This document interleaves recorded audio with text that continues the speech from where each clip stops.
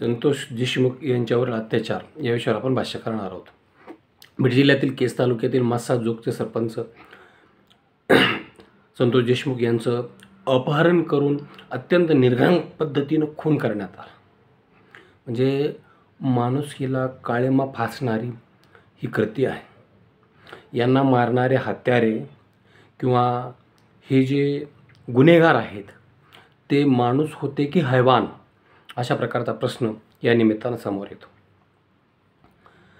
शल्यचिकित्सकांनी ज्यांनी संतोष देशमुख यांच्या बॉडीचं पोस्टमार्टम केलेलं आहे त्यांनी आपला 8 पानी पोस्टमार्टम अहवाल हा CIDकडे सादर केलेला आहे आणि या पोस्टमार्टममधून अनेक धक्कादायक बाबी या ठिकाणी समोर आलेल्या आहेत। म्हणजे असा खुनाचा गुन्हा, अशी हत्या, इतकी बेरहम हत्या कधीच झाली नाही, अशा प्रकारची हत्या ही झालेली आहे।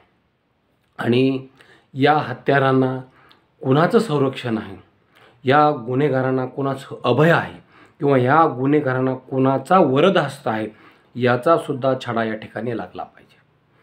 काही म्हणजे अशी चर्चा झाली की बीड जिल्ह्यामध्ये जातीवाद आहे। आता एका सरपंचाचा अतिशय खून होतो आणि मारेकऱ्यांना कुठली जात नसते, गुन्हेगारांना कुठलीही जात नसतो, कुठलाही धर्म नसतो, गुन्हा करणे हाच त्यांचा एकमेव धर्म अशा प्रकारचा आहे। आणि त्यांना जर कोणी प्रोटेक्ट करत असेल जातीच्या नावाखाली तर हे खेदजनक आहे। बरं, बीड जिल्ह्यातील घटना विधानसभेमध्ये, विधान परिषदेमध्ये गेल्या 3-4 दिवसामध्ये मोठ्या प्रमाणावर चर्चेली गेली। अतिशय पोटतिडकीनं बीड जिल्ह्यातील नव्हे तर राज्यातील आमदारांनी या प्रश्नाचं गांभीर्य ओळखून त्या ठिकाणी त्यांचं मांडणी केलेली आहे।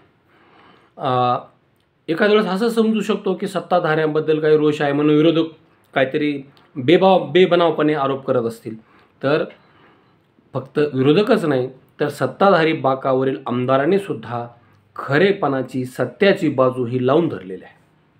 त्यामध्ये बीडच्या आष्टीचे आमदार सुरेश धस असतील, सुरेश अण्णा धस यांनी अतिशय तळमळीनं या ठिकाणी सभागृहामध्ये प्रश्न मांडले। पोटतिडकीनं त्या ठिकाणी त्यांनी संतोष देशमुखचा खून कशा प्रकारे केलेला आहे, त्याच्या छातीवर कोणी उड्या मारल्या, त्याला पाणी प्यायला दिलं नाही, म्हणजे अगदी तिथं लघवी केली, अगदी त्यांच्या लघवीच्या जागेला सुद्धा वेदना झालेल्या आहेत, अशा प्रकारचं अतिशय म्हणजे ऐकणाराचं सुद्धा डोकं खिन्न होतं, सुन्न होतं आणि डोळ्याला अक्षरशः धारा लागतात, अशा प्रकारची मांडणी त्यांनी केली। याशिवाय एक नवीन आमदार गेवराईचे पंडित यांनी सुद्धा अशाच प्रकारची म्हणजे गुन्हेगारांना या ठिकाणी कठोरात कठोर शिक्षा झाली पाहिजे अशा प्रकारची मागणी केलेली आहे।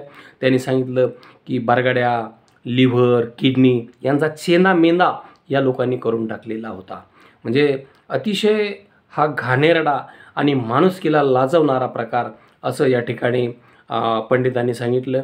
याशिवाय दलित आमदार, केजचे आमदार आणि ज्यांच्या मतदारसंघामध्ये हा गुन्हा घडला आहे आणि संतोष देशमुख ज्यांचे कार्यकर्ते होते, त्यांचे बूथ प्रमुख हे संतोष देशमुख होते, तर त्या आमदार नमिताताई मुंदडा यांनी सुद्धा सभागृहामध्ये सांगितलं आहे की मारेकऱ्यांना फाशीच दिली पाहिजे, याशिवाय बीड जिल्हा हा शांत राहणार नाही, अशा प्रकारे। आणि विशेष म्हणजे त्यासुद्धा भारतीय जनता पक्षाचे आमदार आहेत। जे पंडित म्हणलं ते सुद्धा अजित पवारांच्या राष्ट्रवादीचे आमदार आहेत।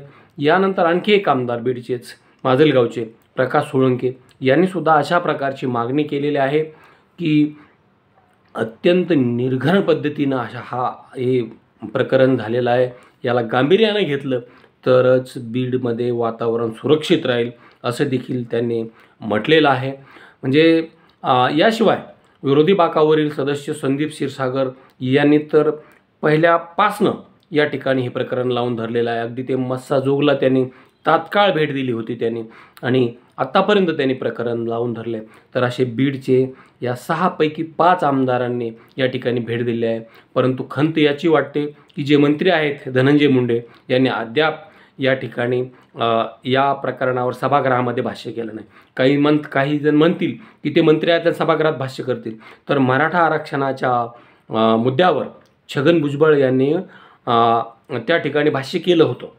म्हणजे मंत्र्याला भाष्य करता येतं कारण ते सभागृहाचे सदस्य आहेत, परंतु दुर्दैव आहे की त्यांनी भाष्य केलं नाही आणि आमच्या सन्माननीय लोकनेत्या पंकजाताई मुंडे यांनी देखील भाष्य केलं नाही. पत्रकारांनी पंकजाताईंना प्रश्न विचारला तर पंकजाताईंनी किती वेळेस व्यक्त व्हायचं असं म्हणून त्या ठिकाणी पळ काढलेला आहे.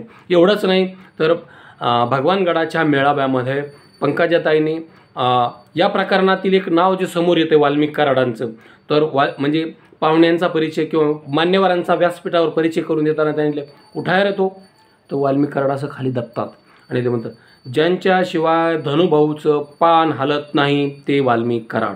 म्हणजे याचा अर्थ धनुभाऊ म्हणजे धनंजय मुंडे, म्हणजे ते अत्यंत निकटचे आहेत. आणि गेल्या कित्येक दिवसामध्ये धनंजय मुंडे यांनी सांगितलं की कोणी फोटो माझ्यासोबत काढू शकतं. फोटो काढणं हा भाग वेगळा आणि गेल्या 10, 15, 20 वर्षामध्ये अत्यंत जवळून काम करणं हा भाग दुसरा आहे.